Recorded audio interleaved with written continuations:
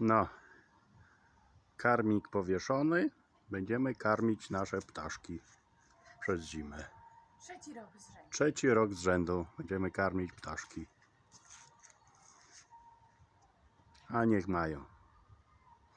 Mam teraz dobry obiektyw, to będę kręcić te ptaszki. No. Od jutra będą się zlatywać, to będziemy kręcić ptaszki, jak dziubią tutaj nasze karmy.